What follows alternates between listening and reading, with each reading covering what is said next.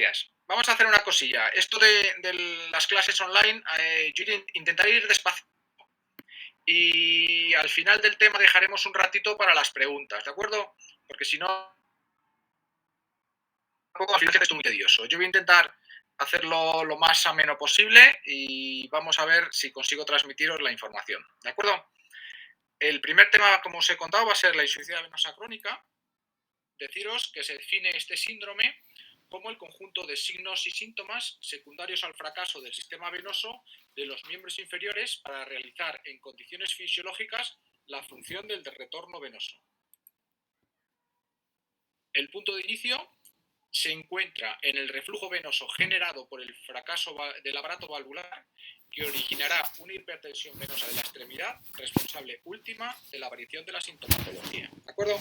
Estas son las dos primeras diapositivas, que son un poco más rollo, pero era la definición y tenía que ponerlo así.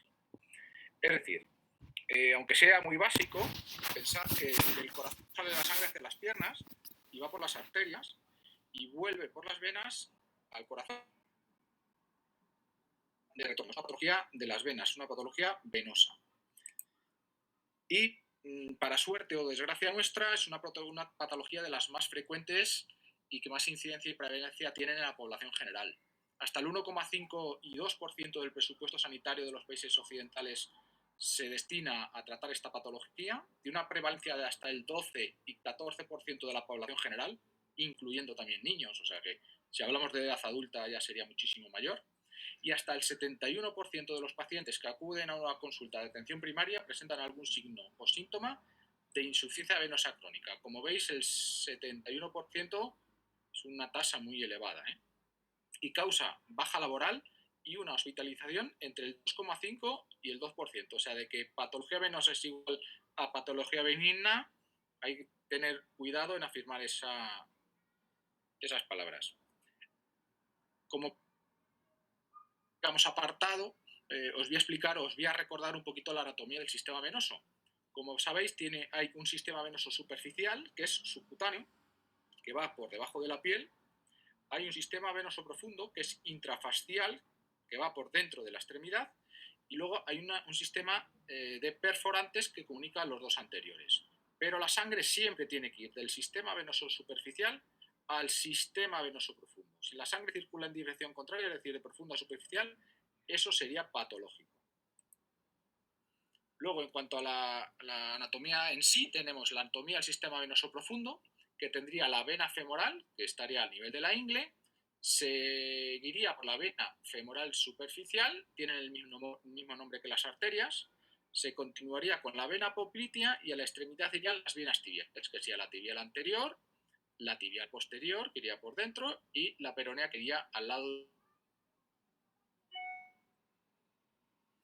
Y luego estaría el sistema venoso superficial, que aquí hay dos venas muy importantes, que son la vena safena interna o mayor, que en los últimos consensos lo de interna cada vez hay que desecharlo porque hay confusión con sistema venoso profundo y la llamaremos safena mayor, aunque clásicamente siempre se llama safena interna, que va de la ingle por cara interna del muslo, cara interna de la rodilla, cara interna de la pierna y va al maléolo interno.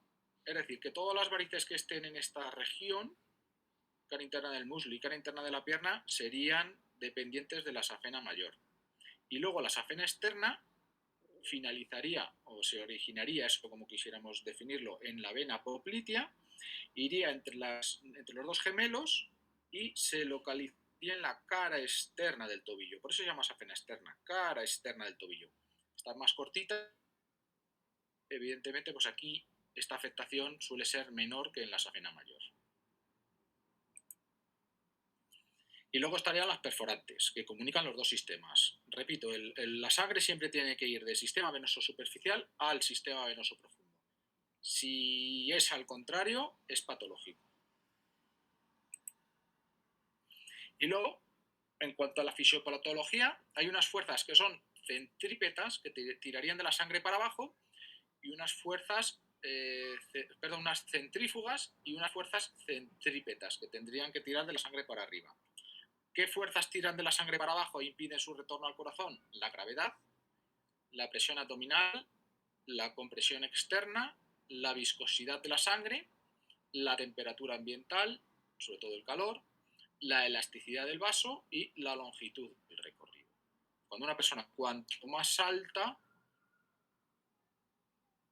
en su retorno al corazón, pues a estas fuerzas centrífugas deben de ser vencidas por las fuerzas centrípetas para que la circulación sea exitosa.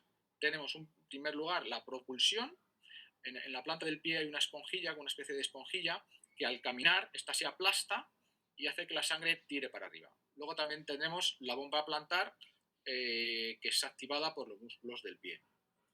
Otra cosa sería la aceleración, que es la bomba muscular, sobre todo a nivel gemelar, que al activarse, al caminar y al activarse, digamos que exprimiría las lagunas del sóleo, que es donde habitualmente se inician las trombosis profundas. Esos lagos venosos son exprimidos por el músculo y hace que la sangre también tire para arriba. Y ahí las válvulas venosas también tienen su función.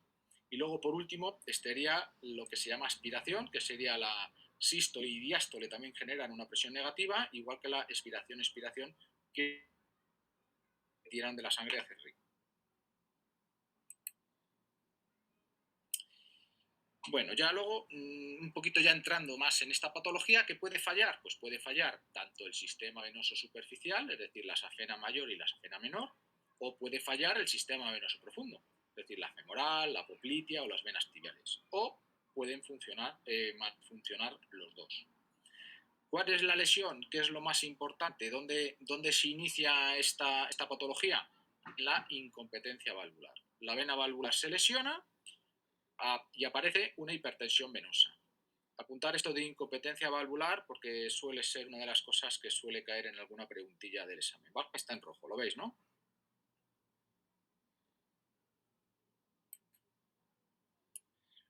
Aquí en esta diapositiva, sé que aquí no tienen animación, pues la incompetencia hay una disfunción de las válvulas, aparece un reflujo patológico y finalmente, en esta diapositiva, en teoría, las válvulas se abren y se cierran bien, y aquí las válvulas pues no se abren y se cierran bien y se crean reflujo. No puedo enseñaros la animación ya que este programa no nos deja, pero bueno, intentar imaginarlo. Mira, aquí os he traído esta diapositiva en donde se ve de forma patente y de forma directa los velos valvulares, que aquí estarían competentes y sanos, y aquí está uno roto. Lo veis aquí, ¿no? Y esto sería una válvula incompetente, que es, digamos, el origen de esta patología. A ver, mira, esta diapositiva es importante y os la tenéis un poquillo que aprender y reflexionar sobre ella. Inicialmente hay un fallo valvular. Este fallo valvular nos da un reflujo venoso mantenido en el tiempo. Esto crea una hipertensión venosa. La hipertensión venosa dilata la vena y nos da la varices. Y si esto sigue progresando, puede llegar a aparecer las úlceras. Reflujo mantenido, hipertensión venosa, dilatación, varices y al final pueden aparecer hasta las úlceras.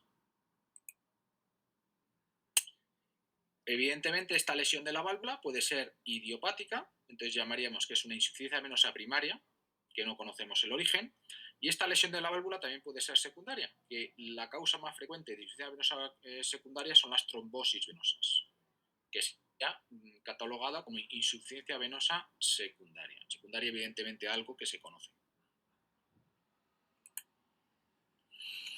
La causa más frecuente, como os he contado antes, de la insuficiencia venosa secundaria es la trombosis venosa profunda, que es otro tema que ya trataremos más adelante en otro día. Aparece un trombo venoso, aparece un proceso inflamatorio, se lesionan los velos valvulares, aparece la incompetencia valvular y nos aparecería una insuficiencia venosa secundaria. Aquí podríais ver unas funcionando bien y aquí aparecería el trombo debido a la trombosis venosa. Se deposita habitualmente el trombo en los velos valvulares y debido a la activación del proceso inflamatorio se lesiona esta válvula rompiéndose y creándose un reflujo. ¿Cuáles son los factores de riesgo de la insuficiencia venosa crónica? De insuficiencia venosa crónica sería la herencia, hay un factor hereditario importante en estos pacientes. El ortostatismo profesional, está demostrado que si tienes un trabajo que tienes que permanecer muchas horas de pie, tienes más probabilidades de tener varices. La mujer, Se ha asociado principalmente a la mujer por los partos y las alteraciones hormonales, la edad, cuanto más mayor, más prevalencia de esta patología, la altura, como os he dicho antes, el sobrepeso, el estreñimiento, el embarazo, el trastornos endocrinos, traumatismos, cicatrices quirúrgicas, atrofias musculares de las piernas y lesiones ortopédicas. ¿De acuerdo? Os cuento lo de la altura. Cuanto más alto, más probabilidades de tener varices. Apuntarlo también en rojo en vuestros cuadernos porque puede ser otra de las preguntas que hay por ahí en la base de datos. Cuanto más alto, peor para las varices. ¿Qué clínica puede dar esta patología? Pues puede presentar dolor y cansancio de piernas, hormigueos, prurito, calambres, telangiectasias, varices, edemas, hiperpigmentación, dermatitis y úlceras. Vamos a ir poco a poco viendo estos temas. Una vez que ya el paciente le tienes delante de la consulta, lo primero que hay que hacer es hacerle una exploración física. Entonces habría que hacer una inspección. Y en esta inspección habría que determinar el tipo de variz. Y un poquillo estos son los grados principales del primer nivel. Estarían las telangiectasias, después estarían las varículas, después las varices reticulares, las varices tronculares y si presenta varices de malformaciones congénitas. Esto es un ejemplo de varices reticulares, de varículas y telangiectasias. Esto desgraciadamente a partir de los 40 años está presente en el 100% de las mujeres. Son pequeñas venitas que aparecen a nivel subcutáneo y esto no tiene que tener demasiada clínica, esto no da clínica. Esto es más sector estético que clínico. Estas serían varices reticulares, es decir, pequeñas varices chiquititas que no están conectadas con los ejes afenos. Esto ya serían varices tronculares, lo que nosotros llamamos las varices de verdad. ¿De acuerdo? ¿Veis? Esta es una variz de la safena mayor, cara interna de la pierna, dependiente de la safena mayor. ¿Veis? Aquí en el muslo, la cara interna de la pierna. De acuerdo, y después pues habría que un poquito, como os he contado, determinar el trayecto de la variz, si es de la safena mayor, de la safena menor, si son dilataciones de las venas colaterales de las safenas, si hay dilataciones venosas dependientes de las perforantes, o si son varices reticulares, telangiectasias o varices pequeñitas difusas. Varices de la safena interna o safena mayor, varices de la safena externa, que estarían en la cara posterior de la pierna, a nivel gemelar y hacia la cara externa de la pierna, y pequeñas varices asociadas a las perforantes.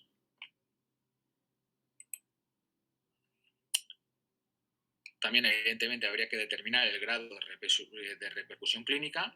No hay una relación de clínica versus tamaño de varices. Varices enormemente grandes, como la que os enseño, asintomáticas, y varices relativamente pequeñas puede dar bastante clínica. Si hay o no edema, y también puede haber trastornos tróficos. Suele haber una piel seca, rugosa, con escamas, hiperpigmentación, atrofia dérmica y ulceraciones.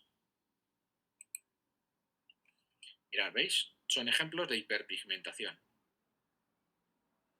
Esta hiperpigmentación es debida a la extravasación de los glóbulos rojos y la oxidación del hierro que tiene la hemoglobina. ¿De acuerdo? Hay una hipertensión venosa, hay una extravasación de sangre a través de los capilares al tejido subcutáneo. Al oxidarse el hierro de la hemoglobina da este color. O sea, esto es una oxidación, igual que pasa en el hierro, que se oxida y se pone de este color. ¿De acuerdo? Es debido a la afectación del hierro, a la oxidación del hierro, los hematíes, que se han extravasado. Y aquí, como veis, esto es una úlcera venosa, que está acompañada alrededor siempre de hiperpigmentación. Bueno, esto es un poquillo complejo, pero bueno, yo lo he traído para un poquito, porque yo creo que en alguna que otra preguntilla puede caer de esto, pero bueno, esto ya prácticamente no se usa.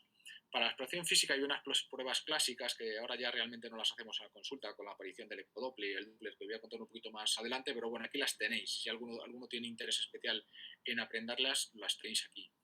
Clásicamente se hacía la prueba de Schwartz, es una exploración que sirve para determinar si hay o no insuficiencia de las safenas, sobre todo de la safena mayor, que es el llamado signo de la percusión, por lo menos que os suene. En un paciente normal y sano, si tú das un golpecito aquí, en el muslo, no se debe de transmitir al tobillo, en la vena, y tú aquí no tienes que sentir nada. Sin embargo, si pegas unos golpecitos aquí en la vena, pim, pim, pim, tú ves estos golpecitos, los puedes sentir, ya que la sangre sube hacia arriba debido a estos golpecitos, lo tienes que sentir aquí. Si hay reflujo, pues esto que es normal, lo sientes, das los golpecitos aquí y lo sientes aquí, y esto sería patológico, sería dar los golpecitos aquí y sentirlos aquí. Eso quiere decir que la sangre va para abajo. ¿De acuerdo? La prueba de Schwartz, que explora la insuficiencia de las safenas. Y luego tendríamos otra prueba, sería la prueba de Trendelenburg, que aquí explora el callado de la safena interna o safena mayor y las perforantes.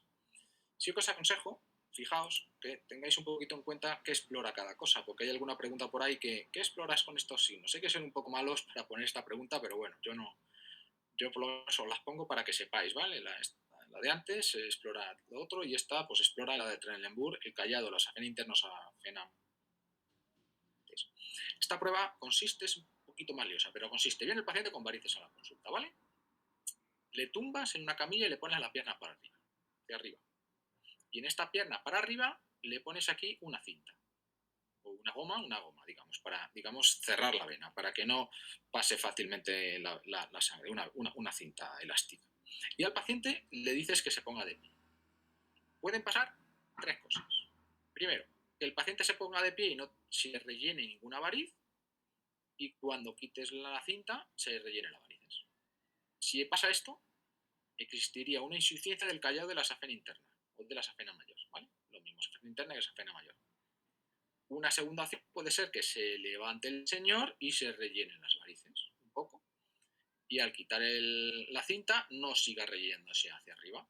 Esto quiere decir que hay una insuficiencia de las perforantes, pero el callado estaría sano. Posibilidad de que es que cuando le pongas de pie al paciente la vena se rellene y cuando quites la cinta se siga rellenando. Esto quiere decir que están mal las perforantes y el callado. ¿De acuerdo?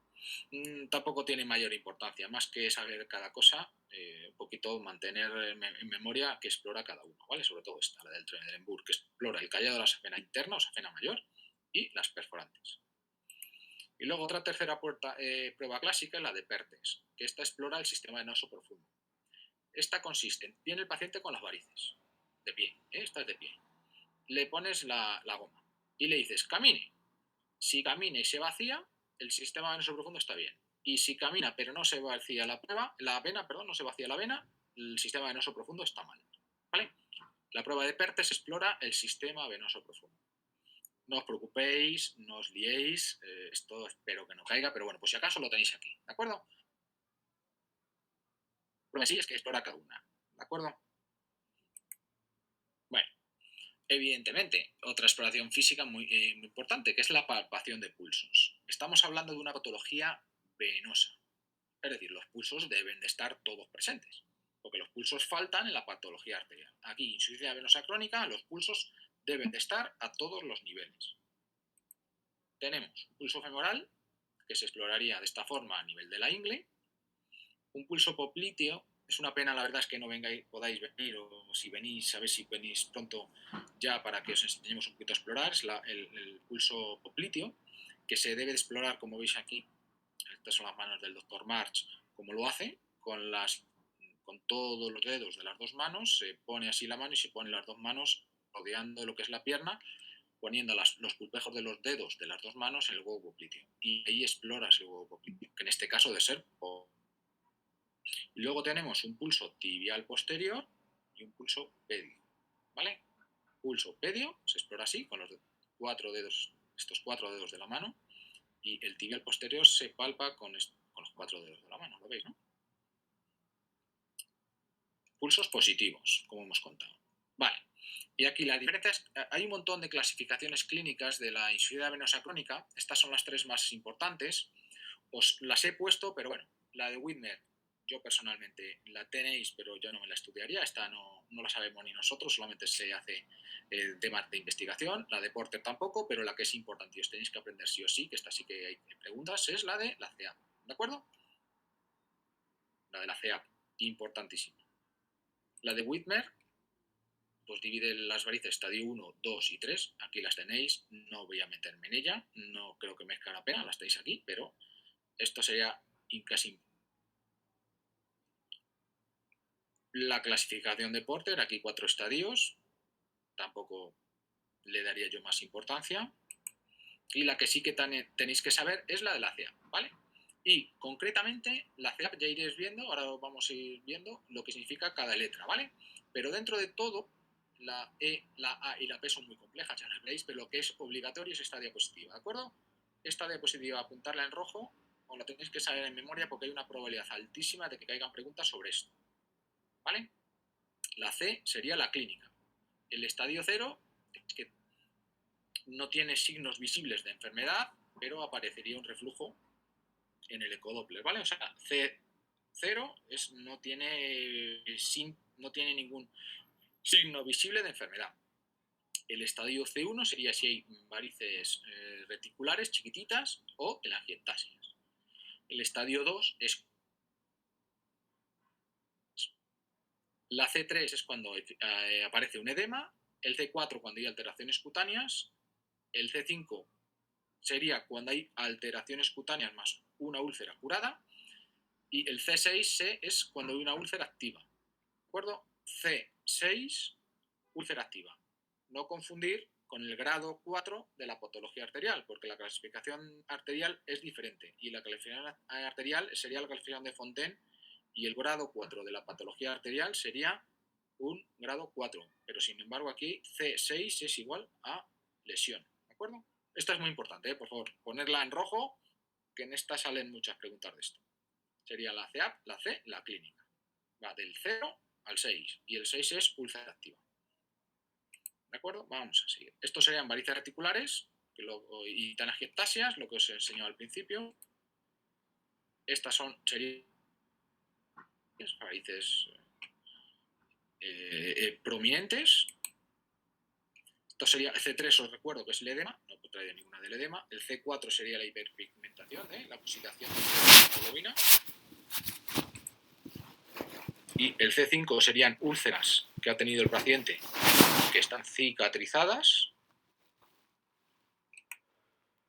Y el C6 son úlceras activas. Mirad, esto es una úlcera de la cara interna de la pierna y esta es una úlcera de la cara externa de la pierna, pero fijaros cómo hay hiperpigmentación siempre alrededor y en la pierna de estos pacientes. ¿Veis? Es muy importante la hiperpigmentación. Bueno, la E sería la etiología.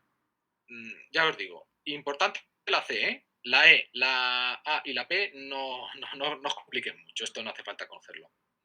Solamente lo pongo para que lo tengáis y alguno pues que pueda reflexionar. Sería E, C, la C si es congénita, P si es primaria y S si es secundaria, una etiología conocida, traumatismos o trombosis no profundas. La A haría referencia a la anatomía, es decir, dónde está el fallo, dónde está el reflujo, y sería S, si hay las afectaciones de venas del sistema venoso superficial. Se añadiría un 1 si es telangiectasia, 2 si es la safena mayor por encima de la rodilla, 3 si es la safena por debajo de la rodilla la que está afectada, 4 si es la safena externa o menor, y 5 si son varices no dependientes de la safena. ¿Veis? 1, 2, safena por encima, 3, safena por debajo, 4, safena externa o safena menor, y 5, reticulares. Esto no hace falta. Bueno, y la D, fijaos, D si hay, dependiendo de qué vena esté afectada, fijaos, del 6 al 16. Nada. Esto ni lo memoricéis. Y P, A, sería AP si existe una insuficiencia de las venas perforantes. 17 si son perforantes del muslo, 18 si son perforantes de la pierna. Y luego ya, por último, sería la patofisiología. Se le añadiría a la P una R si hay reflujo o si hay obstrucción, y R y O si hay reflujo y obstrucción. Es muy complejo, pero no os abruméis por esto. Solo quiero que sepáis la C. La C sí que es importante. Mirad, esto es un ejemplo. Esto se hace a nivel de investigaciones y a nivel de publicaciones, pero un poquito para mirar. Un ejemplo sería un paciente con una úlcera venosa en la pierna izquierda, es una úlcera venosa C6, es secundaria a un síndrome postrombótico, S de secundario,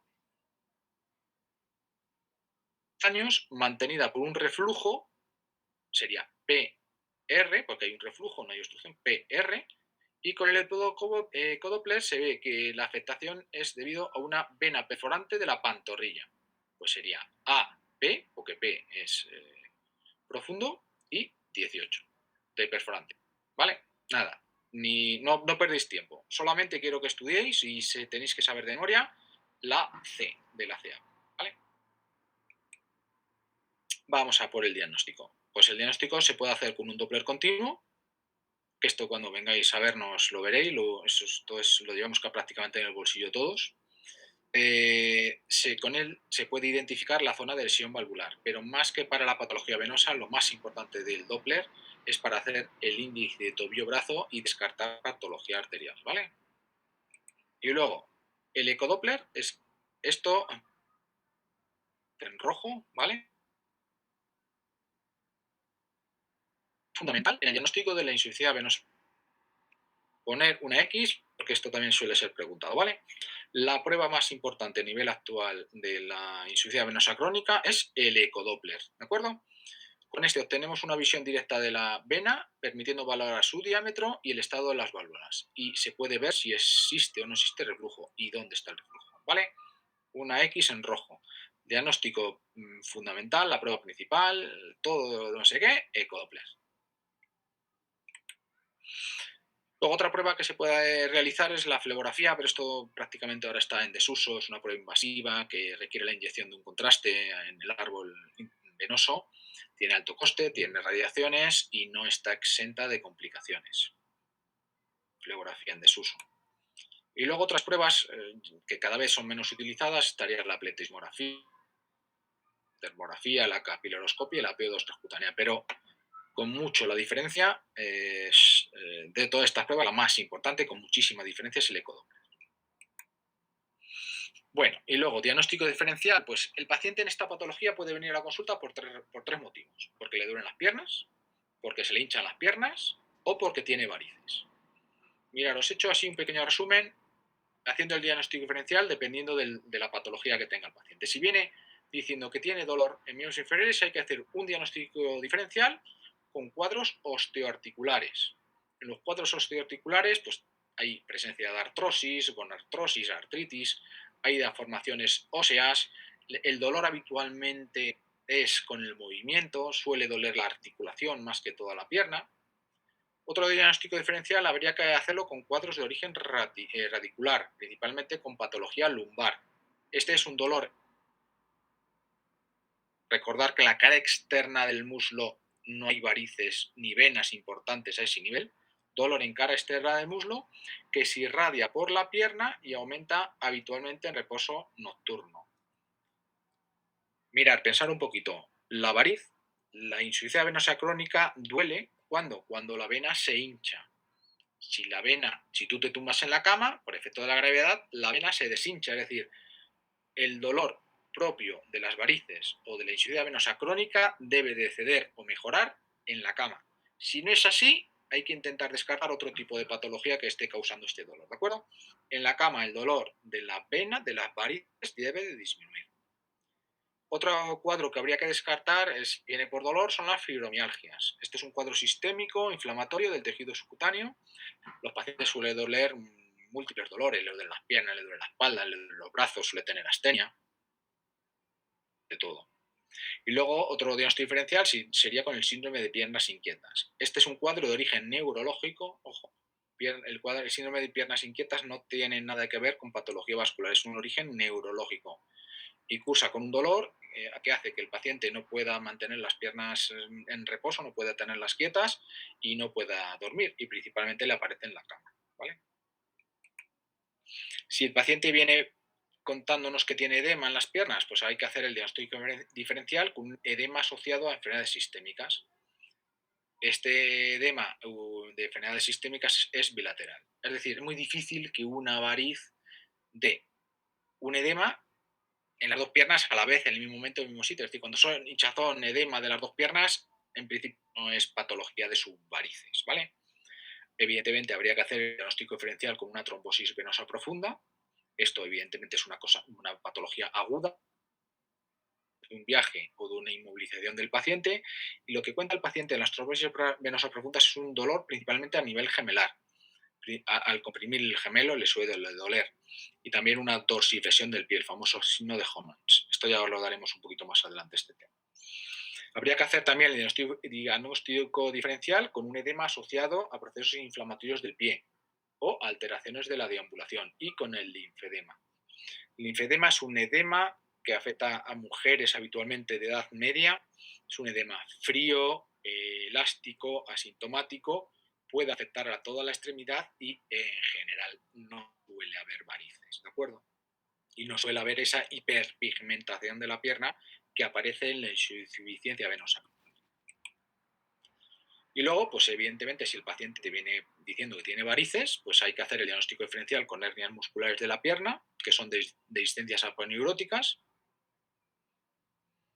Una tontería, pero hay que hacer también un diagnóstico diferencial con una red venosa superficial que sea normal, pero que es especialmente visible en gente joven, de piel fina y clara. Se puede también apreciar estas venas muy marcadas en brazos y en el resto del cuerpo. Y en gente que hace sobre todo culturismo, pues simplemente puede ser una red venosa superficial acentuada en deportistas, ¿de acuerdo? Que se puede confundir erróneamente con varices. Bueno, otra diapositiva importante. ¿Qué complicaciones pueden aparecer en una insuficiencia venosa crónica, en varices? ¿Qué problemas podemos tener? Esta diapositiva también márcala en rojo, por una X, porque también hay bastantes preguntillas relacionadas con esta diapositiva, ¿vale? Principalmente podemos tener tres complicaciones con la insuficiencia venosa crónica.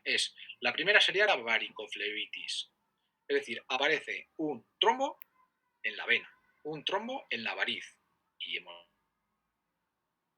son del sistema venoso superficial. Una varicoflebitis es sistema venoso superficial.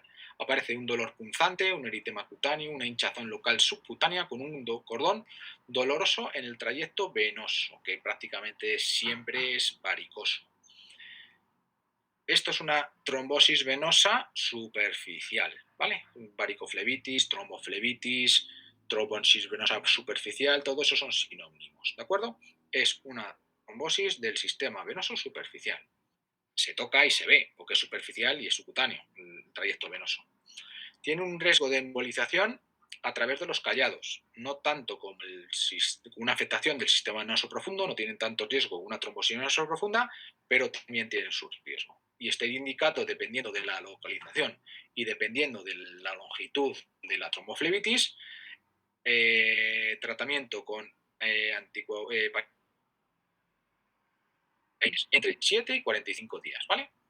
Ojo, lo de 7 a 45 días de las tromboflebitis, varicoflebitis o trombosis venosas superficiales, ¿vale? Rodearlo con un circulito rojo esto. Otra de las complicaciones puede ser la varicorragia, que es que una vena, una variz, sangre. Ojo, esto tenerlo en cuenta para el resto de vuestra vida, porque podéis encontrar, seáis lo que seáis en vuestra especialidad, siempre con alguna varicorragia. Es muy importante tumbar al paciente.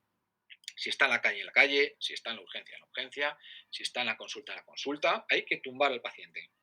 Y ya os digo, hasta incluso en la calle, en el suelo, tumbarle. Si no le tumbáis, no hay forma de parar la hemorragia. Tumbarle y levantar la pierna. Y se pone un dedo en la zona de sangrado de la vena. Si hacéis esto, 100% de éxito. Y luego, una vez, claro, habría que esperar 3-4 minutos ahí con el paciente tumbado con la pierna en alto, poner un bandaje compresivo durante 3-4 días, ¿de acuerdo? Pero es muy importante tumbar al paciente, ¿eh? Es la clave del éxito de tratar esto. Y ya os digo que es muy espectacular cuando una variz sangra, pero hay que tumbarle. Y luego, como tercera complicación, la úlcera venosa. Sé que soy muy pesado, pero la úlcera venosa es un C6. C6 en la clasificación de la CEA, ¿vale? C6. suelen estar localizadas en la cara interna de la pierna. ¿Por qué? Porque la afectación más importante suele ser de la safena mayor, ¿vale? Hay hiperpigmentación de la piel y duelen relativamente poco, ¿vale? Nosotros tuvimos un paciente en la consulta de cirugía vascular, en nuestra consulta, tenía una úlcera durante 40 años.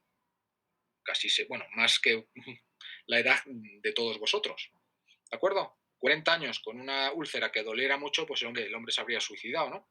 Suelen doler poco. Úlcera venosa, hiperpigmentación y poco dolorosa. Son las dos características más importantes de esta úlcera, ¿vale? Compresivo, multicapa o con medias de compresión especiales, ¿vale? También esto subrayado en rojo, el tratamiento de úlcera venosa es el vendaje multicapa o la media de compresión, ¿vale? Suele haber preguntas de esta diapositiva, bastantes, ¿eh? La tenéis que saber en rojo. Vamos allá. ¿Cuál sería el tratamiento de esta patología? Pues evidentemente medidas higiénico-posturales y el uso de medias sería el tratamiento inicial. Habría que cuidar muy bien la piel hidratándola diariamente, ya que previene la aparición de lesiones. El uso de flebotónico se puede realizar principalmente en verano, los meses de verano, que es cuando el cumplimiento de la terapia compresiva por parte del paciente disminuye, hace mucho calor y la gente no tolera bien las medias, y al menos se debe remitir al especialista una vez a los pacientes para ver si tienen o no tienen indicación quirúrgica. ¿De acuerdo? Esto ya dependería de nosotros, de los cirujanos vasculares, pero el resto del tratamiento lo puede indicar. ¿Cuáles serían las medidas higiénico-posturales? Pues evitar estar mucho tiempo de pie quieto o sentado, ¿vale? De forma prolongada, mover lo máximo las piernas y ponerse de manera frecuente en posición de puntillas para activar el retorno venoso. Mirad, si os ponéis de puntillas, pensarlo. Al ponerse de puntillas se activa la bomba muscular a nivel gemelar, se activaría al volver a plantar el pie en el suelo la esponja plantar y eso haría que el sistema venoso tirara para arriba de la sangre. ¿De acuerdo? Habría que controlar el sobrepeso, evitar el estreñimiento, usar zapatos cómodos, habría que evitar el tacón alto y el calzado excesivamente plano. Lo ideal sería un poquito de tacón, ¿vale? Habría que caminar y nadar. Estos serían los dos ejercicios más importantes para estos pacientes, caminar y nadar. Evitar fuentes de calor, elevar las piernas cuando los pies e hidratar bien la piel. Bueno, esto no hace falta que os lo aprendáis de memoria, pero bueno, en cuanto a la indicación de la terapia compresiva, existen tres tipos de compresión. Sería la compresión normal, que iría entre 22 y 29 milímetros de mercurio, que esté indicado. Esto no hace falta que lo aprendáis, ¿vale? Yo creo que esto no se ha preguntado nunca y no creo que las preguntas vayan de esto, pero yo lo tengo para que lo tengáis, ¿vale? Terapia compresiva de compresión normal sería para las varices reticulares con poca clínica, un edema leve, un control clínico durante el embarazo, si hay una clínica flebostática pero no hay varices grandes como tal, si hay un trabajo en bipedestación o mucho tiempo sentado también están indicadas, o cuando se va a hacer viajes prolongados. La terapia de compresión fuerte, que sería entre 30 y 40 mililitros de mercurio, ya sería varices extensas, sintomáticas, un edema importante, cuando haya cambios cutáneos, ¿vale? Úlcera flebostática con presión fuerte, o un síndrome posflevítico postrombótico, o un linfedema. Y luego sería la compresión muy fuerte, estaría indicado para un linfedema establecido, sería más de 40 mililitros de mercurio, ¿vale? Un poquito la longitud de la media debe de ir en función de dónde se encuentre localizado el punto inicial del reflujo. Como se localiza este reflujo habitualmente, la zona más frecuentemente afectada es el callado de la safena mayor o safena interna, que es decir, en la ingle. Lo más indicado en los pacientes sería utilizar unas medias hasta raíz de muslo o tipo Banti para que también esté comprimido el abdomen. Y luego otro tratamiento, el más importante, digo, las medias también, serían los flebotónicos. Unos que aumentan el tono venoso, esto no lo estudies de memoria, esto pasar de ello. Otros que disminuyen la permeabilidad capilar y hacen que no salga tanto cutáneo, y hay otros que aumentan la resolución del edema. Hay unos que tienen más efecto antioxidante capilar y otros tienen un efecto linfago. Esto no hace falta que lo aprendáis. Un buen tratamiento, esto sí, esta frasecilla sí, ¿eh? Un buen tratamiento podría ser el uso de medias en otoño, invierno y primavera y pautando la medicación flebotónica en verano cuando es más difícil que el paciente tolere las medias, ¿eh? Como veis, esta frasecita se está repitiendo en todo, en muchas diapositivas. Eso quiere decir que es importante. Luego, otro tratamiento, evidentemente, sería el quirúrgico. Tendría que ir encaminado a corregir el sistema venoso afectado. A pesar de lo que se opina, tiene buenos resultados, ya que a 10 años tenemos una recidiva del 30% y habría una indicación en varices tronculares con clínica flebostática o la aparición de lesiones cutáneas. Pues cuando hay más de 70 años, aunque esto es un criterio relativo, ¿eh? Se puede, digamos, superar si el paciente tiene un buen estado general. También habría una contraindicación en el linfedema, porque puede empeorar el linfedema después de la cirugía de varices. Evidentemente, varices secundarias, angiodisplasias o fístulas arteriovenosas, eso sería una patología muy compleja que en principio estaría contraindicada a su cirugía. Pacientes cuya clínica se atribuya a otra patología que no sea la insuficiencia venosa crónica. En personas con obesidad mórbida también existirá una contraindicación. Y esto es importante, ¿eh? Varices secundarias a un síndrome postrombótico.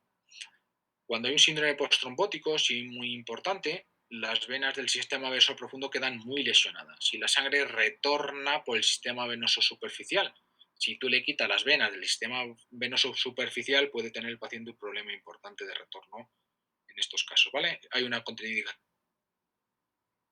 a un síndrome postrombótico y si se indican, habría que filiarlas muy bien, ¿vale? También estaría contraindicada en aquellas varices cuya indicación sea exclusivamente por motivos estéticos y en determinadas situaciones generales del paciente, pues como cardiopatías, coagulopatía, neoplasias, enfermedades infecciosas en curso, etc. Y luego, en cuanto a las técnicas que existen en tratamiento quirúrgico, pues hay muchas, pero estas son las tres principales. Sería la fleboextracción, es, digamos, ir sacando poco a poco las venas, trayendo las venas.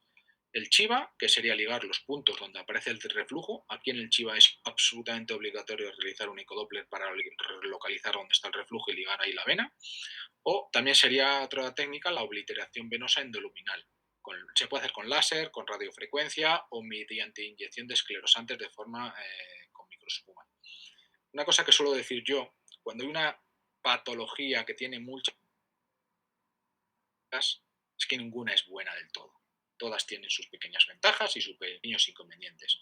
Porque si hubiera una técnica 100% efectiva, todo el mundo haría lo mismo. ¿De acuerdo?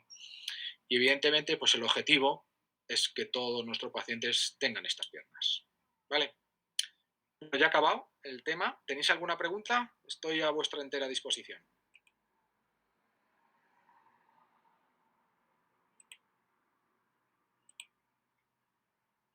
Espero que nos haya dormido a todos, ¿no? ¿Estáis por ahí?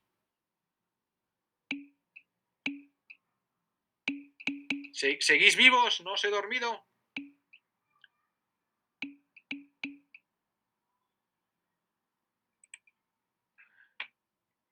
Vale. Vale. La verdad es que se hace un poco tedioso esto. Yo entiendo que para vosotros es un rollo, pero para los profesores. ¿Es que sigamos? ¿Nos tomamos un descansito de 5 minutos? ¿Qué decís? A ver, contadme por aquí si queréis. ¿Yo sigo o nos tomamos 5 minutos? ¿Seguimos? Vale. Bueno, eso es buena señal. Quiere decir que no os he aburrido demasiado. Bueno, pues vamos con el siguiente tema. Venga, chicos, que supongo que tendréis ya también prisa en acabar esto.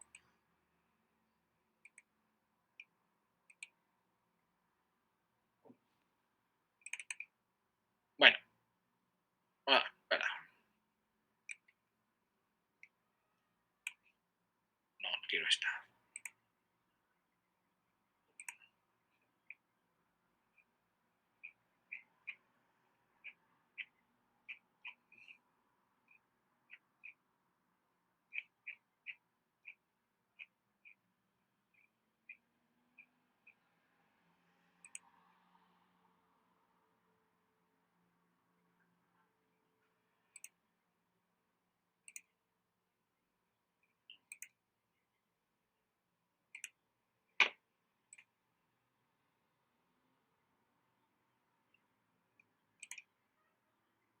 Ya estamos.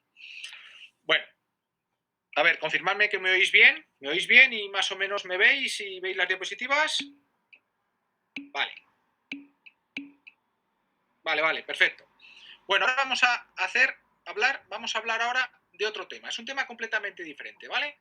Esto es la isquemia arterial aguda, es decir, la patología de la arteria, que es el conducto, es la cañería que lleva la sangre del corazón al pie, ¿vale? Es una cosa que no tiene nada que ver con lo anterior. Y esto es una cosa muy grave. A ver si os consigo transmitir. Es facilito y solamente son 27 diapositivas y voy a intentar hacerlo muy ameno y hay 4 o 5 y los que tenéis que estudiar obligatoriamente y los que podéis pasar de ellos, ¿vale? Aunque si os pregunta el doctor March, decirle que os he dicho que todo es muy importante, ¿eh? Bueno, empezamos. La isquemia arterial aguda. ¿Cómo se define isquemia? Pues es aquel proceso determinado por la deficiencia de aporte sanguíneo a un órgano o tejido que provoca en este alteraciones metabólicas, que pueden o no ser clínicamente evidentes. Es decir, una falta de aporte sanguíneo habitualmente es a una extremidad o a un órgano, que es obligatorio que provoque en él alteraciones metabólicas, ¿de acuerdo? Y puede o no tener clínica. Y evidentemente vamos a hablar ahora de la isquemia aguda. Aguda, pues es un descenso u oclusión súbita, ¿de acuerdo? A diferencia de la isquemia crónica, esto es súbito. El flujo arterial, ahí es un descenso u oclusión súbita del flujo arterial sobre una extremidad de al menos 14 días. Por favor, esto es muy importante, 14 días, apuntarlo en rojo aparte. ¿Vale? Muchas preguntas. Esto de 14 días, ¿vale? Paciente que viene con 15 días de evolución de una isquemia, esto es, ya no es aguda, ¿vale? Ojo, 14 días isquemia aguda. Si es más, ya subaguda o crónica, pero no aguda, ¿vale? Y que potencialmente puede amenazar la viabilidad del órgano o extremidad que esté afectado. Mirad, isquemia aguda, súbita, repentina, ¿vale? Hay un problema porque no existen vías de compensación. El organismo no tiene circulación alternativa desarrollada, ya que es algo agudo y súbito. No existen vías de compensación. Hay una gravedad importante en función de la trombosis sobreañadida. Ya os contaré un poquito lo que significa esto. Y es una situación de urgencia. Isquemia aguda igual a salir corriendo al hospital al paciente. ¿Vale?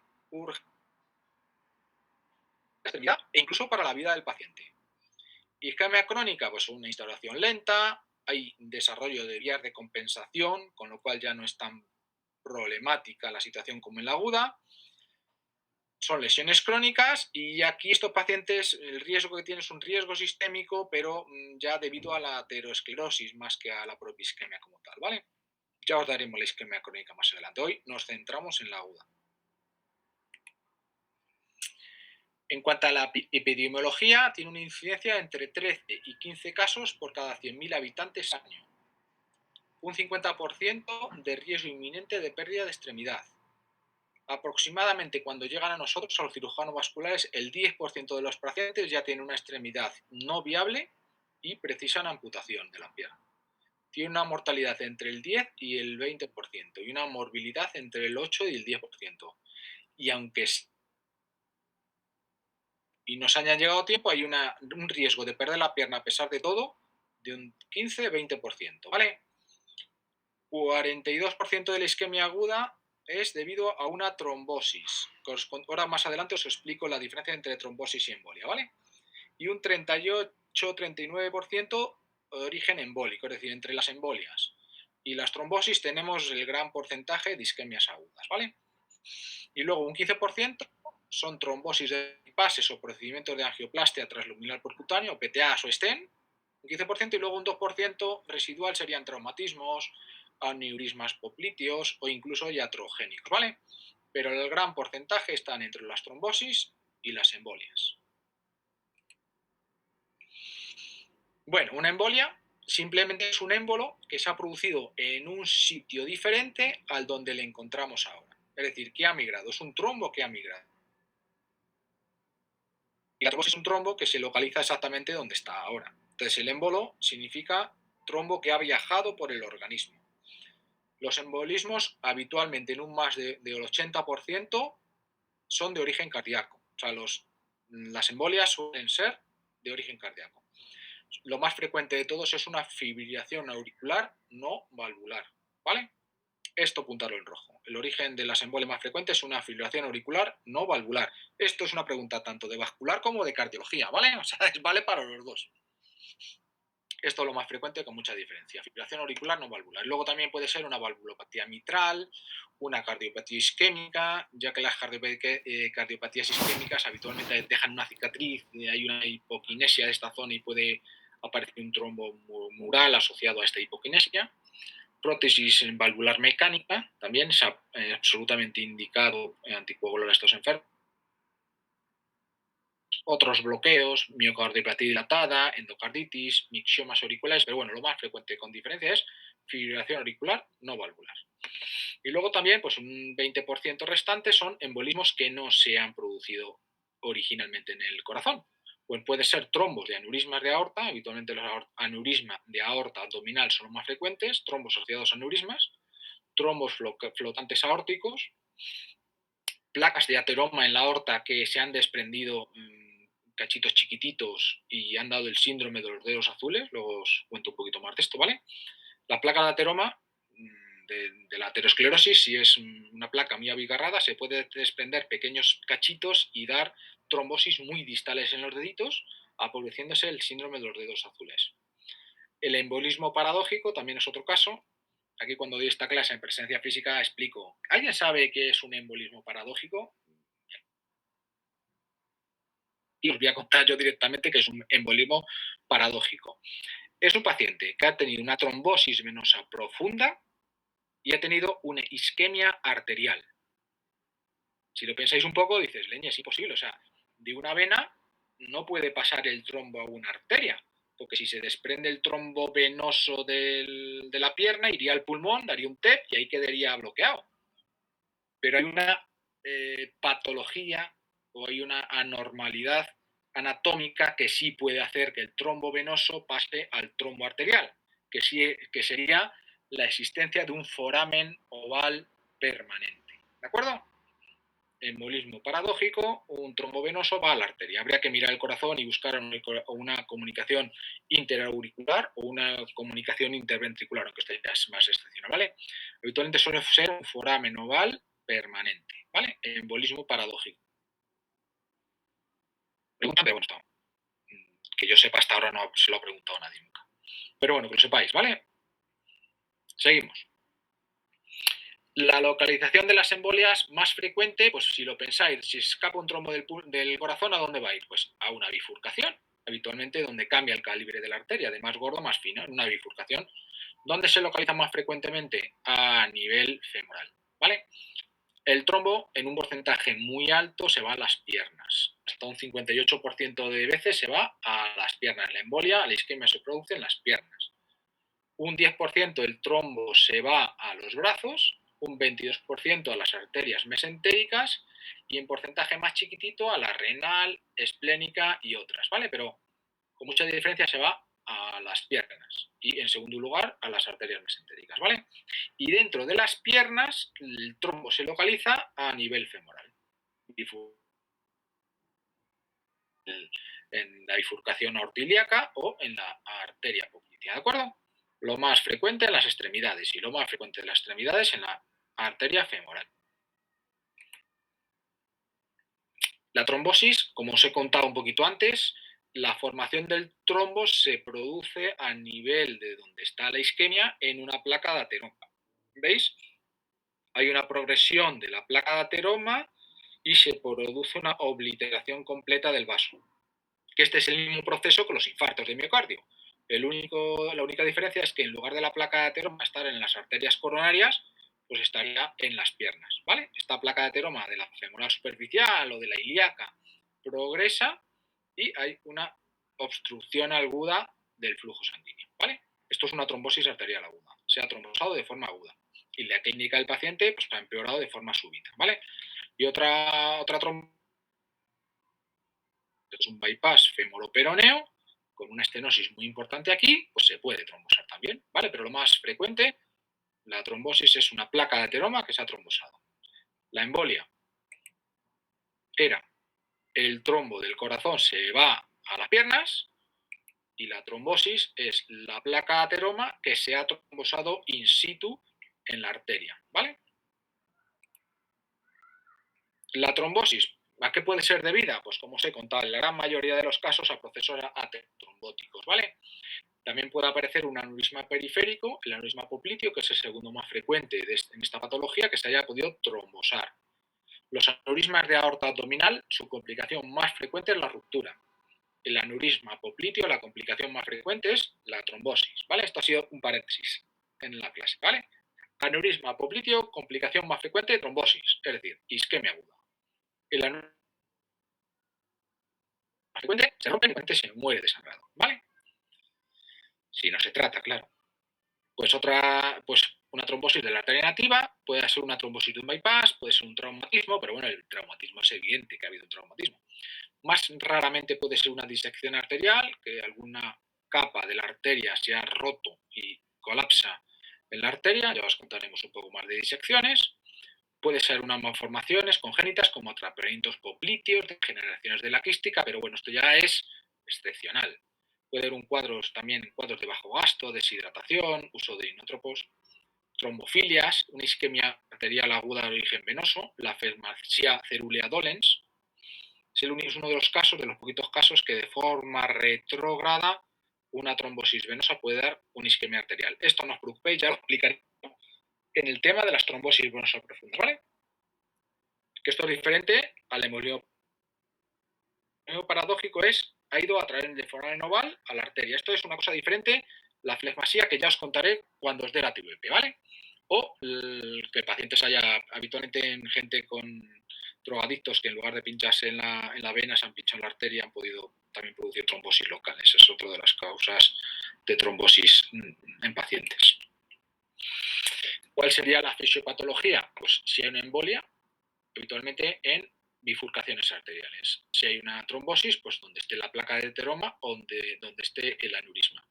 Aunque el origen sea un poquito diferente, la fisiopatología es la misma. Cuando hay falta de riego en la extremidad, hay un vasoespasmo y aparece una severísima palidez, una palidez marmórea. El pie se queda blanco, blanco, blanco, blanco inicialmente, ¿vale? ¿Qué pasa? Después, si esto se prolonga en el tiempo, aparece una trombosis sobreañadida. Cuando el vaso no hay flujo sanguíneo continuo, el vaso que está distal a la obstrucción se acaba trombosando. Esto hace que progrese la isquemia y que aparezca el daño tisular, ¿de acuerdo? Por eso, en cuanto se diagnostica la embolia o la trombosis, es muy importante anticoagular al enfermo para intentar evitar esta trombosis sobreañadida, que es la que realmente hace que se pierda la extremidad. Entonces, otra de las cosillas que tener en cuenta de las isquemias agudas es, una vez operadas, hay que tener mucho cuidado, porque si os fijáis, muchas veces, claro, el paciente llega un poquillo tarde y ya tiene una trombosis asociada. Cuando tú quirúrgicamente quitas este trombo, la sangre vuelve a llegar otra vez a las extremidades que están isquémicas y producen daños importantes, casi o más que la propia isquemia, ¿vale? Puede haber un daño por reperfusión, hay una reoxigenación y una suelta de radicales libres, muy importante en los tejidos distales a la obstrucción. Hay una activación de los leucocitos a una respuesta inflamatoria muy exagerada y aparece el lavado de la rhabdomiólisis. Esto puede ir al riñón y dar una insuficiencia renal aguda, ¿vale?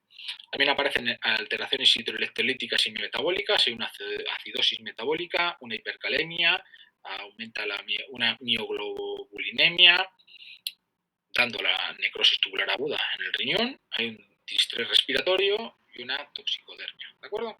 Y puede aparecer un síndrome compartimental. Esto es debido a la reperfusión de la extremidad, ¿vale? O del órgano.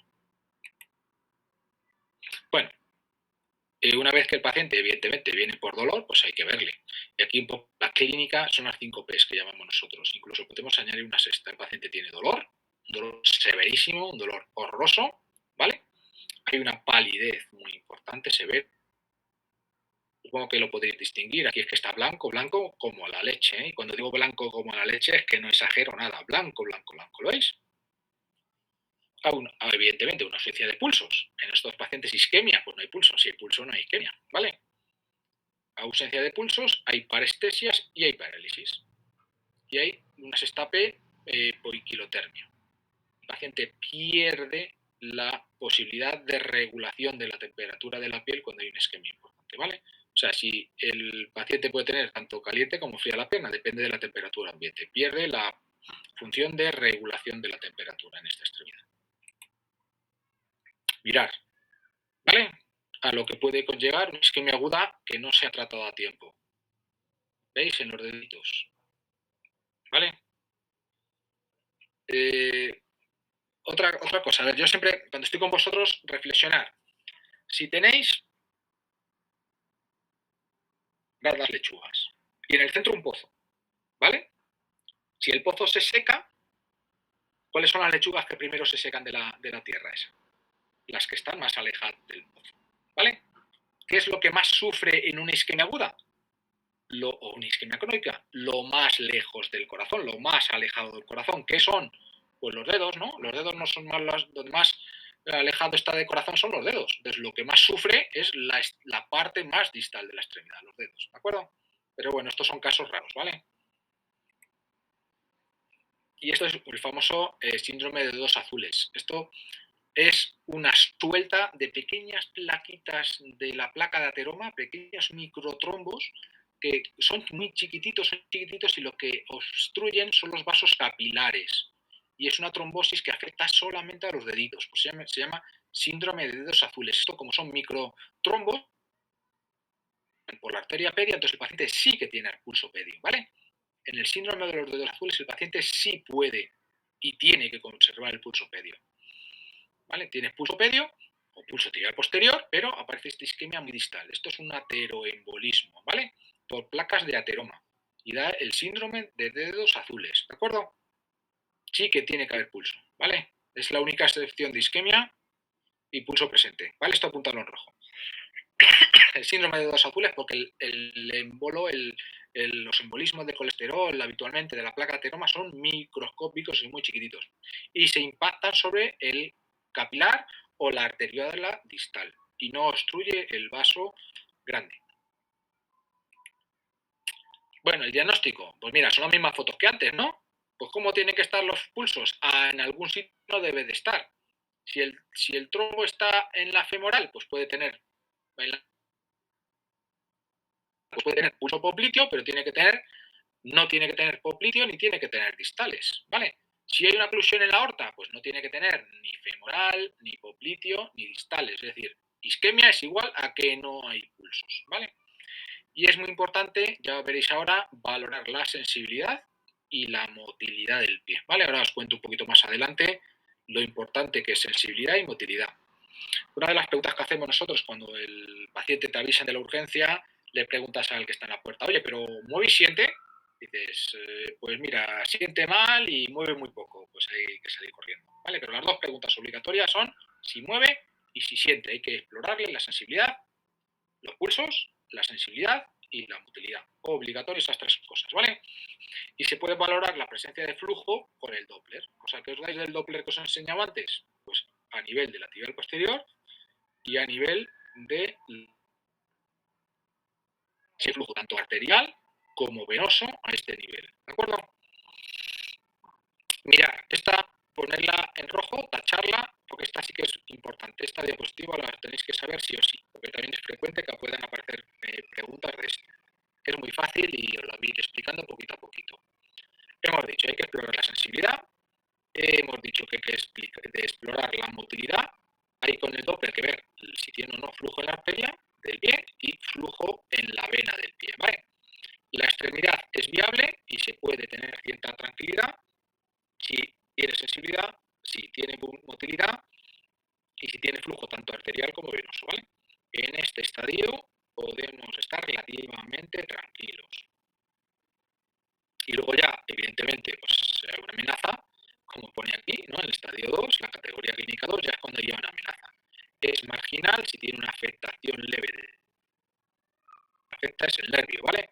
Lo más sensible a la isquemia es el nervio, por lo tanto, lo primero que se pierde es la sensibilidad. Si tiene una afectación leve de sensibilidad, pero conserva la motilidad y hay flujo, aunque poco, en los dos sitios, pues bueno, esto hay que correr, pero no demasiado, ¿vale? Y lo que es una amenaza muy seria sería cuando hay afectación de la sensibilidad, cuando hay una afectación de la motilidad y cuando hay una ausencia de flujo en la arteria y aún hay flujo audible en la vena, ¿vale? Esto hay que correr. Y esto son horas, lo que tienes, o horas, sí, horas, pocas horas, menos de 6, en operar al paciente si no va a perder la pierna, ¿vale? Y luego ya sería irreversible si tiene una anestesia profunda, una parálisis profunda, si no hay flujo ni arterial ni venoso. Este estadio 3 es irreversible. Esto sería amputación de la pierna, ¿vale? En este habría que correr, pero bueno, tienes unas orillas y esta es, digamos, la amenaza que es importante. Y dentro de la importancia hacerlo urgente en la cirugía. Vale. Entonces, un poquito aquí tenemos un pequeño cuadro que resume un poco lo que os he contado, ¿vale? Isquemia de la extremidad. Pues se puede hacer una prueba de imagen o un tratamiento según la severidad. Si es grado 1, la extremidad es viable. Hemos dicho que se puede pedir una prueba de imagen para ver dónde está la obstrucción y es revascularizar. Si es un grado 2, pues una revascularización aplazable, pero no demasiado, de revascularización. Si es 2B, es decir, si hay alteración ya de la motilidad y de la sensibilidad, hay que operarle. Hay que ir en mastopía, urgencia, y si tienes prueba de imagen bien, y si no, no se puede retrasar la cirugía. Hay que operarla obligatoriamente. Y en el grado 3, cuando ya no hay ni una sensibilidad ni motilidad y está afectado los tejidos, sería la amputación, ¿vale? Es muy importante. Y el paso de esto a esto lo podemos conseguir si en grado 1, ¿vale? Un bolito de heparina o cualquier cosita. Por eso es muy importante el diagnóstico precoz de esta patología. El tratamiento de la embolia y de la trombosis difiere un poco, ¿vale? Y siempre hay que hacer un diagnóstico diferencial para intentar definir si esta isquemia aguda es origen embólico o origen trombótico. Y esto es muy fácil de decir con estas preguntas. Prácticamente el 100% de las veces lo puedes conseguir. Si es embolia, en teoría el paciente antes del episodio estaba asintomático. Si hay trombosis, el paciente previamente, como tenía ya la patología aterosclerótica, solía presentar claudicación. En el electrocardiograma hemos dicho, pues aquí evidentemente hay una FA, ¿no? Aquí hay una fibrilación auricular. Aquí en la trombosis, como es local, el corazón en principio tiene que estar bien. ¿Cómo está la extremidad del otro lado? Pues aquí habría pulsos presentes y aquí hay también, en general, hay ausencia de pulsos en la otra pierna, porque la aterosclerosis es las dos piernas. Aquí en la imagen hay una imagen en pata de cangrejo y aquí habría una imagen en punta de la pierna. Esto no merece la pena que lo sepáis. En una embolia la arteria estaría sana, no habría calcificación, y en una trombosis la arteria estaría enferma, pues habría calcificación. Aquí en esto, como es agudo, circulación colateral escasa o nula y circulación colateral abundante. Es un poco decir lo que estamos diciendo todo el rato en un cuadro un poquito diferente. Embolia, origen cardíaco, FA. Vale, trombosis local, aterosclerosis, ausencia de pulsos también en la otra pierna, porque la aterosclerosis es una enfermedad global, ¿vale? Mirar, ejemplos, trombosis, la pata de cangrejo. Aquí, si os fijáis en lo negro, pues, pero bueno, esto es más clásico que otra cosa, ¿vale? Una pata de cangrejo es como si fuera la pinza que hace en los cangrejos, pero bueno, es una tontería. ¿De acuerdo? Esto es una trombosis con la circulación colateral.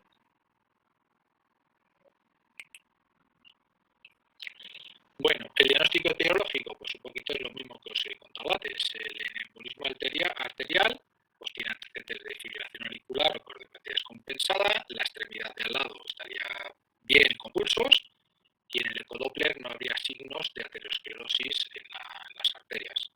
Trombosis tiene que ser pues una arteria enferma.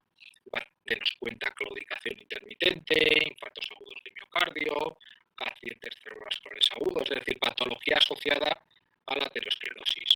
La exploración física en la otra extremidad suele estar también afectada y en el ecodoppler pues hay signos de calcificación en las arterias, ¿vale?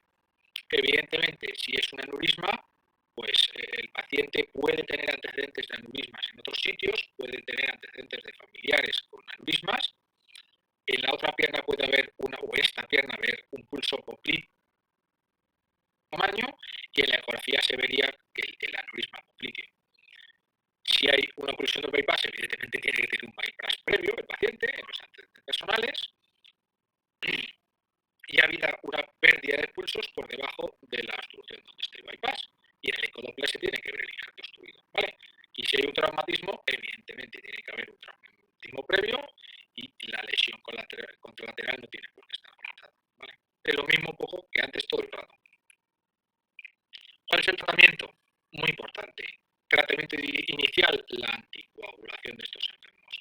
Nosotros habitualmente nos gusta más la heparina sódica, es decir, la heparina no fraccionada, porque se puede revertir fácilmente. Se puede poner un bolo de 5.000 unidades de heparina y esperar un poquito a la cirugía, ¿vale? Habría que anticoagularles, pero más con heparina no fraccionada que con una heparina bajo peso molecular, ¿de acuerdo? Hay que tratar la extremidad, el control metabólico de estos enfermos por todo lo que os he contado que puede tener de alteraciones hidroelectrolíticas, las lesiones tisulares, y hay que calmar el dolor, porque el dolor también te da vasospasmo y agitación, ¿vale?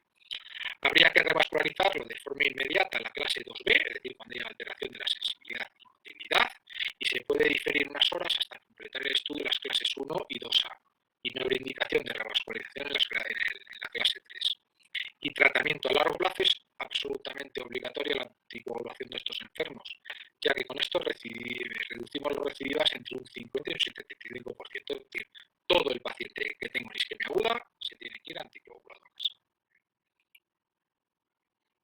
Bueno, ¿qué se puede hacer? ¿Cuál es el tratamiento quirúrgico? Pues hay varias formas de hacerlo.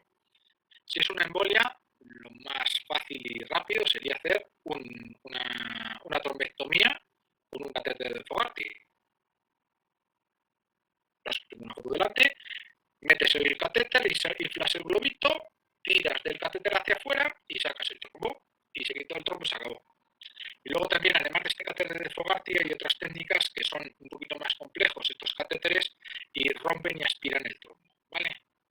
Nosotros en Getafe, y a mí personalmente lo que me gusta el catéter de Fogarty, rápido, sencillo, poco coste y solucionas el problema en 15 minutos, 20, incluso se puede hacer con anestesia local. Esto indicado principalmente en las embolias, ¿vale? En las trombosis también se puede hacer esto, pero alguna que otra vez necesitamos usar la fibrinolisis, es decir, mediante un catéter poner un fibrinolítico donde está el trombo y este fibrinolítico va lisando poco a poco el trombo, pero claro, tienes un mayor tiempo, se tarda más tiempo en quitar el trombo, muchas veces no se evita la cirugía, el trombo no se suele isar entero y muchos acaban en el quirófano. Como es una fibrinolisis intraarterial, tiene que ser intraarterial, hay riesgos hemorrágicos y sobre todo y principalmente estaría indicada en la trombosis distal.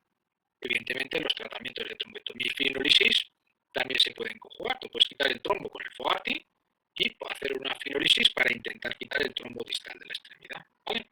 Y evidentemente si hay un traumatismo, un aneurisma o posfibrinolisis, se tiene que hacer un bypass, cirugía o poner un stent, ¿vale? Principal embolia, catéter Fogarty. Trombosis, se puede añadir fibrinolisis. ¿Veis? Esto es un catéter de Fogarty, ¿vale? Metemos este catéter, cuando se mete este tobillo está desinflado, ¿vale? Con un poquito de suero, una vez metido el Fogarty hasta la pierna, se infla, tiras y aquí en esta zona, ¿vale? Metes, sacas y con esto te traes el trombo hacia la arteria. Claro, hay que abrir, habitualmente abrimos a nivel inguinal, en la femoral superficial, abrimos, en la femoral común, abrimos la femoral común con un poquito de anestesia local, hacemos una arteriotomía y a través de la femoral común pasamos este Fogarty, tiramos, sacamos el trombo, restablecemos la circulación, damos unos puntitos en la arteria y se acabó la cirugía, ¿vale? En eso consiste la tromboembolectomía con el catéter de Fogarty, ¿vale? Y luego estos ya son más complejos, que son catéteres que van lisando y rompiendo el trombo y lo van absorbiendo. También, evidentemente, esto es muchísimo más costoso que el Fogarty. ¿Cuáles serían las contraindicaciones de la fibrinolisis? Evidentemente, hay una serie de limitaciones absolutas. Esto puede caer, ¿vale? Por lo menos las absolutas. Esto sí que poner una X y por lo menos intentar memorizarlas, son fáciles, ¿vale? Hay una contraindicación absoluta cuando hay un infarto cerebral en los últimos 2 meses, ¿vale? 2 meses. Cuando el paciente está sangrando activamente. ha habido un sangrado gastrointestinal en los últimos 10 días, cuando ha habido una intervención por parte de neurocirugía en los últimos 3 meses, o cuando ha habido un traumatismo intraarterial reciente en los últimos 3 meses, ¿vale? Hombre, quizás lo de los días esto no ha salido, pero bueno, esto sí que más o menos tiene que sonar, ¿vale? Puede haber alguna pregunta que es falso, que es correcto, ¿vale? Infarto cerebral reciente, sangrado activo, sangrado gastrointestinal reciente, intervención por parte de neurocirugía o traumatismo intracraneal reciente, ¿vale? Y luego las relativas serían, pues si ha tenido una parada cardiorrespiratoria en los últimos 10 días, si ha habido una cirugía mayor o traumatismos mayores en los últimos 10 días, si tiene una hipertensión arterial descontrolada, sobre todo porque esto puede producir hemorragias a nivel cerebral, ¿vale? Si utiliza la fibrosis, sangrado por un vaso que no se pueda comprimir, sangrar, tumores intracraneales o lesiones arteriovenosas a nivel intracraneal, una cirugía ocular reciente, una insuficiencia hepática o patologías asociadas a coagulopatías, endocarditis bacterianas, porque pueden soltar los émbolos bacterianos y producir sepsis, si hay un embarazo o si hay una retinopatía hemorrágica diabética, ¿vale? Pero más que todas estas, un poco que suenen estas, aquí, 1, 2, 3, 4, 5, estas 5, ¿vale? Estas más o menos que suenen, ¿vale? Por supuesto, dosis y todo no os voy a darlo porque no merece la pena que sepáis esas cosas. Mirad, esto es un síndrome compartimental. Me voy a detener un poquito en él porque sí que es muy importante y alguna que otra vez os podéis enfrentar a algún paciente de este tipo, ¿vale? El síndrome compartimental aparece una vez que has conseguido revascularizar con éxito y has conseguido quitar muchos o gran parte o todos los trombos, ¿de acuerdo? Hay que decir que ha sido un éxito la cirugía de revascularización, pero claro, hay que tener mucho cuidado porque este síndrome puede hacer perder la pierna. Es un poco como decimos, un poco de broma, la cirugía fue un éxito, pero el paciente se murió. Pues hay que tener cuidado, la cirugía de revascularización fue muy exitosa, pero el paciente ha perdido la pierna, ¿de acuerdo? Y esto es, ya os digo, cuando has conseguido quitar todo el trombo, un porcentaje muy alto del trombo, es cuando hay que tener cuidado con este síndrome compartimental, ¿vale? Debido a la isquemia hay un aumento de permeabilidad vascular, entonces como se reconduce otra vez toda la sangre, se llena otra vez todo el lecho arterial de sangre de una forma aguda, porque has quitado el trombo de forma aguda, aparece un edema muscular muy importante y un aumento de la presión compartimental. Os recuerdo que los músculos a nivel de la pierna están dentro de fascias. Estas fascias no se distienden. Entonces, si el músculo se edematiza muchísimo, pues en intracraneal, este músculo al tener tantísimo edema, se produce isquemia debido al aumento de la presión tan importante que sucede en estas intramusculares debido a la aparición de este edema tan importante, ¿vale? Y un aumento patológico sería por encima de 30 milímetros de mercurio. Siempre, ya lo he contado antes, ¿vale? Lo primero que se lesiona es el nervio, ahí aparece un daño neurológico, puede aparecer hasta necrosis muscular, y esto tiene una solución relativamente fácil, que es hacer fasciotomías. Como veis, esto es una fasciotomía, entonces en cuanto tú abres la fascia, el músculo se ventra, pero se ve de una forma espectacular, y esto, aunque parezca tan impresionante, en unos días o semanas el músculo vuelve a su ser y se queda una extremidad absolutamente funcional. Lo único que el paciente se queda con una cicatriz que es como si hubiera estado toreando, ¿vale? Si la cirugía es precoz, se puede salvar perfectamente la extremidad y el paciente queda sin ninguna secuela. Pero hay que estar atentos, ¿vale? A este síndrome compartimental de reperfusión. Y luego un poquito, ya para ir terminando, aquí tenemos un protocolo de abordaje de estos pacientes, ¿vale? Pues un paciente que viene con dolor, palidez, frialdad de la extremidad inferior, que él te cuentan que ha sido una instalación brusca, pues se puede o no asociar alteraciones motoras o sensitivas del pie, como os he contado antes, ¿vale? Entonces, ¿qué hay que hacer? Lo primero, tomarle los pulsos, ¿no? Si tiene pulsos, como os he contado, pues habrá que buscar otra causa, pero no es isquemia, ¿vale? Si no tiene pulsos, ¿qué hay que hacer? Pues un poco estratificar el grado de isquemia, ¿vale? Si es grado 1, pues es una extremidad viable que no se amenaza en estos momentos la extremidad. Habría que proceder a anticoagular al paciente, un poco todo, proceder a un estudio un poco más sosegado, acabando revascularizándole.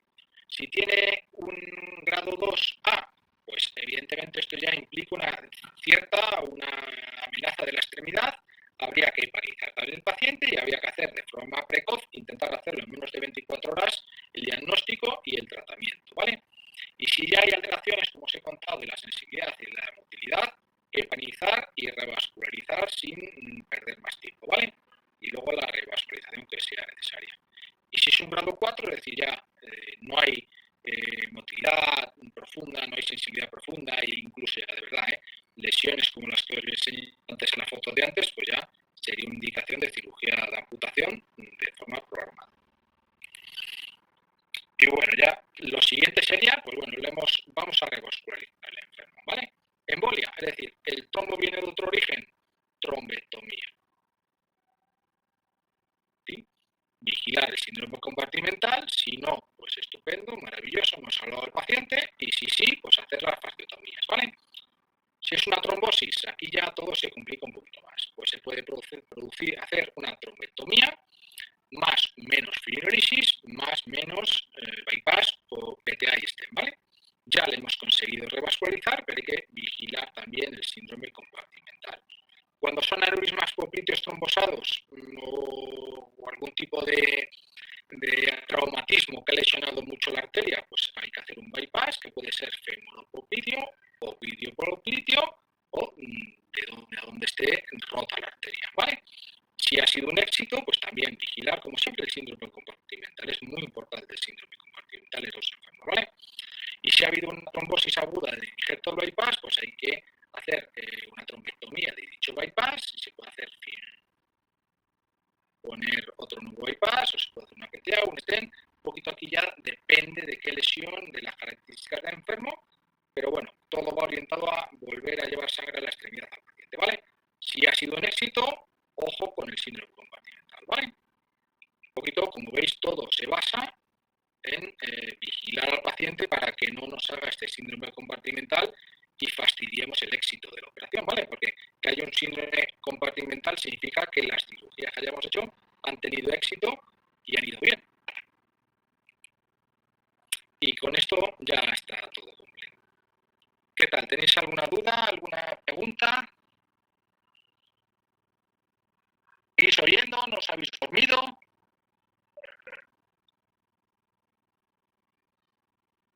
Hola, José Luis, ¿me oyes? Sí, sí te oigo, sí te oigo. Hola, dame un momento que acabo de salir de la reunión de coordinadores. Hola, muy buenas tardes, chicos. Soy José Ramón March, el coordinador de la parte de cirugía vascular. Disculpadme que no haya podido conectar al principio, pero teníamos una reunión del plan de contingencia para las clases y para las prácticas.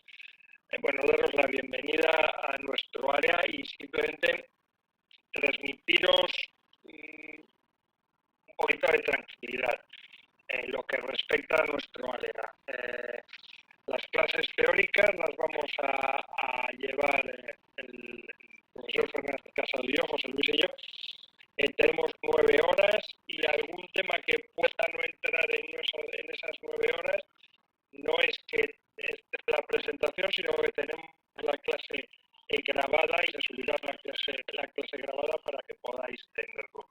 Respecto de las prácticas, estamos remodelándolas, tenemos que remodelarlas por tercera vez para acomodarlas a la situación actual, pero lo que tenemos claro es que os vamos a subir una serie de actividades en forma de vídeos, en forma de colección de imágenes, en forma de lo que haga falta para que podáis acceder a ello y que todo aquello que no podéis hacer con nosotros en la sesión clínica, en la consulta, etcétera, podáis acceder a ello, desde cómo hacer un índice tobillo-brazo, cómo interpretarle, qué información podemos obtener de un ecodoppler, cómo leer un angiotac o cómo leer una arteriografía, etcétera, etcétera, etcétera. Así que, bueno, nos tenéis de vuestro lado, queremos facilitar al máximo vuestro aprendizaje y más en una situación como la que estamos viviendo todos. Y bueno, nada, transmitiros tranquilidad y que con un poquito de ánimo saldremos adelante. El servicio está abierto para todos vosotros ahora y cuando sea, es decir, Si ahora no se pueden hacer las prácticas, pero este verano la situación se ha tranquilizado y queréis venir a rotar con nosotros, vamos a estar absolutamente encantados de teneros y vamos a poner de nuestra parte todo lo que haga falta. Y bueno, pues nos vamos viendo, vamos estando en contacto y bueno, a partir de la semana que viene empezará la presencialidad, pues podremos ir solucionando las dudas. No os molesto más, José Luis, te dejo para la segunda parte de la clase y nada.